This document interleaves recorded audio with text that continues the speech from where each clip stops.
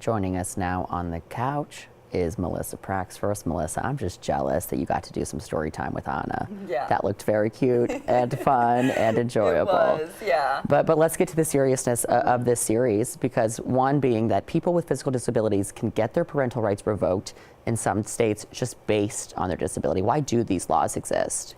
Yeah, and if you look historically, you know, the Americans with Disabilities Act, which is the most comprehensive non-discrimination law that's been passed in the U.S. at the federal level, wasn't even passed until 1990. So I think the U.S. has just been playing a lot of catch-up in terms of laws that have really outdated language. So if you look at the actual language of the state laws, they mention physical disability. They also mention the term mental deficiency, which can be applied for intellectual disabilities. Okay. So it's just a matter of really outdated mindsets, language that was really used to describe disability in the 1930s and 40s, and a mentality that goes back way before then. And it makes you question, just knowing that they're part of the LGBTQ community, how that played a factor into their adoption process as well.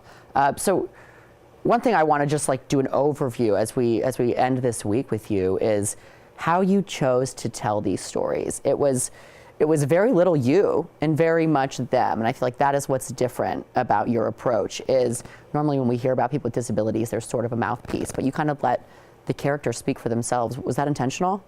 Yeah, and I think one of the key takeaways here is that I kept going back to, that was my catchphrase for this series, was the autonomy of women with disabilities. Really wanting to explore what does autonomy and disability mean, and the choice that women get to have in these milestones, whether they want to have children, whether they want to biologically carry or they want to adopt, and how they kind of navigate their disability throughout that, and knowing that their disability is just one part of their identity. Being a woman is one part of their identity, and that these are multifaceted people. But I think doing this series, the larger takeaway even here is accessibility and rethinking what is accessibility. So, of course, accessibility is wheelchair ramps, but it's bigger than that. It's beyond the ramps. It is these laws that are in place that are backwards, that allow society to continue to move along and oppress people with disabilities and marginalize this community. Did you go into this with any maybe preconceived notions that got debunked, that you thought, wow, I really never saw it from this perspective before?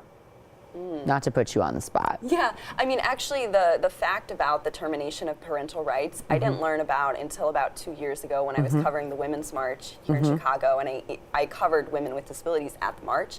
And when I heard that fact, that blew my mind personally, and that really caused me to dig further and see what other intersections about women and disability and social issues are we not talking about. That just make life harder for people with them. Yeah, and again, it's going baing to the norm of people without disabilities are the norm in our society, and it's this ableistic idea that carries over to, not catering to people with disabilities. Our policies, it right. really probably wouldn't be that difficult to just adjust a few little things and make it easier for everyone in our society.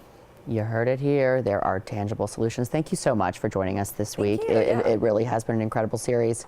And we've got Melissa again next hour with new questions. You don't want to miss it. The Day Ahead will be back after this commercial break.